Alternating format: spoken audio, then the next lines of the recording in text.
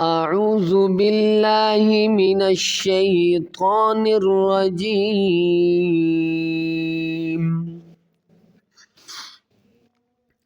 بسم الله الرحمن الرحيم.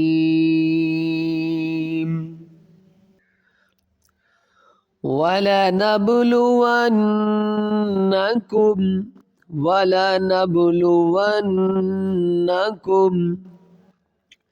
بشيء من الخوف والجوع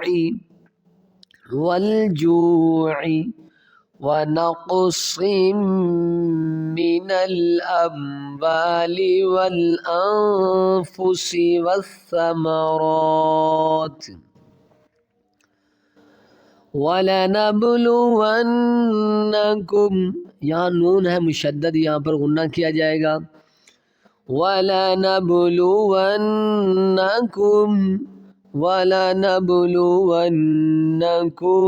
بِشَيْءٍ مِّنَ الْخَوْفِ وَالْجُوعِ وَنَقْصٍ مِّنَ الْأَمْوَالِ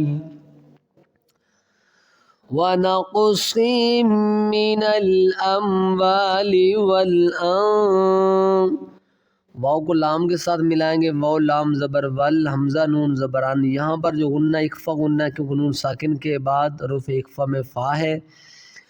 والانفس والثمرات، یہاں پر سٹاپ کریں گے، والثمرات. وَبَشِّرِ الصَّابِرِينَ،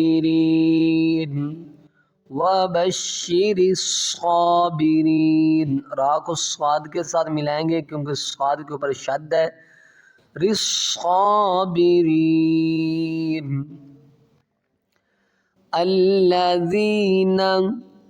الذین اذا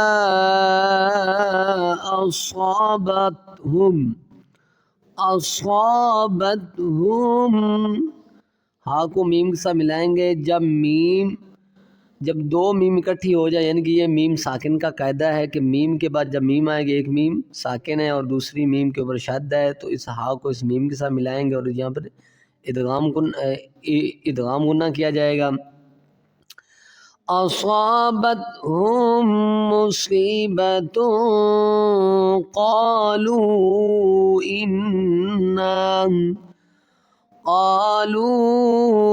انا للہ وانا الیہ راجعون.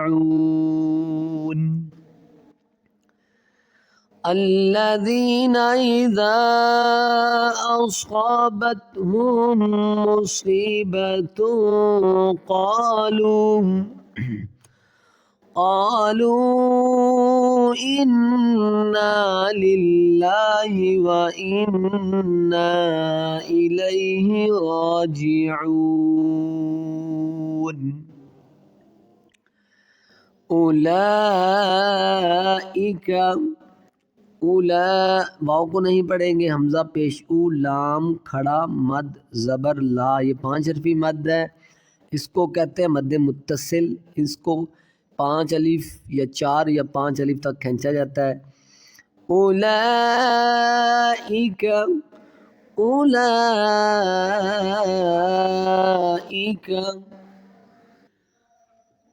علیہم صلوات من ربہم، علیہم صلوات من ربہم. میم کو اس را کے ساتھ ملائیں گے.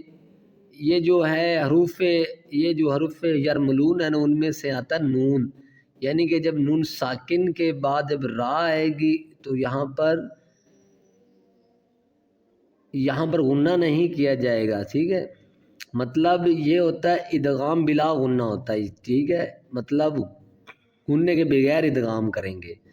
صلوات من ربهم ورحمہ، ورحمہ، یہاں پر گول تا جو ہے اس کو ہم کیا کریں گے، وقف کی صورت میں ساکن کر دیں گے، ورحمہ، علیہم صلوات من ربہم ورحمہ وأولئك هم المهتدون، وأولئك هم المهتدون،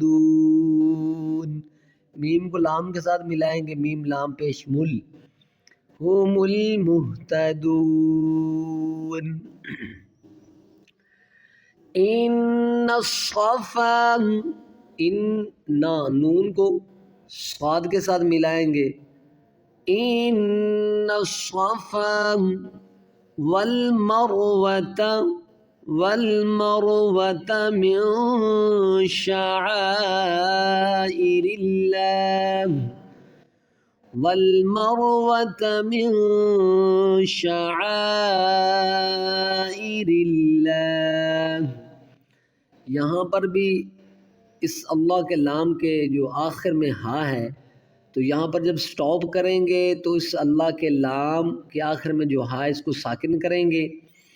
یہاں جو غنہ ہے یہ اخفا غنہ ہے، کیونکہ نون ساکن کے بعد حروف اخفا میں شین ہے، تو یہاں پر اخفا غنہ ہوگا، من شعائر اللہ، ان الصفا والمروۃ من شعائر اللہ، فمن حج البیت او اعتمر فلا جناح علیہ ان يطوف بہما،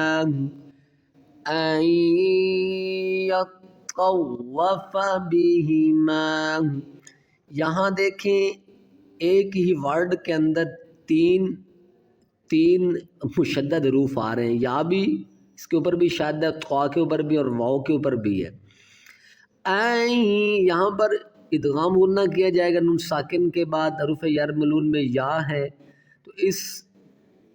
تو پہلے اس حمزہ کو اس یا کے ساتھ ملائیں گے، پھر اس یا کو طوا کے ساتھ، پھر طوا کو واؤ کے ساتھ ملائیں گے، پھر اور واؤ زبر وا پڑھیں گے، اس کو الگ کر دیں گے، ان یطوف بہما، فمن، یہاں پر غنہ نہیں کیا جائے گا کیونکہ نون ساکن کے بعد حروف حلقی میں ہا ہے، تو یہاں پر اظہار کیا جائے گا، فمن حج البیت او اعتمر فلا جناح علیہ ان یطوف بہما، ومن، یہاں پر غنہ ہوگا، اخفا غنہ ہوگا نون ساکن کے بعد حروف اخفا میں، یہ جو آگے یہ تا آ رہی ہے یہاں پر اخفا غنہ ہوگا، وَمَن تَطَوَّعَ خَيْرًا فَإِنَّ اللَّهَ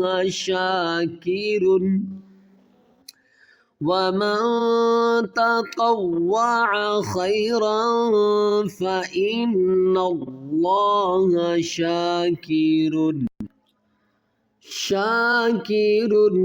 عَلِيمٌ، وَمَن تَطَوَّعَ خَيْرًا فَإِنَّ اللَّهَ، اللہ کے لام سے پہلے زبر ہے تو اس لیے ایک لفظ اللہ کو ہم کیا کریں گے، موٹا کریں گے، یہاں پر نون مشدد ہے، یہاں پر غنہ کیا گیا، یہاں پر غنہ ہوگا، یہاں پر خیرن پہ بھی غنہ ہے، را دو زبر رن پہ، کیونکہ یہاں اس کے آگے دیکھیں گے تو دو زبر کی تنوین کے بعد حروف اخفا میں فا ہے تو اخفا غنہ کریں گے، خیرا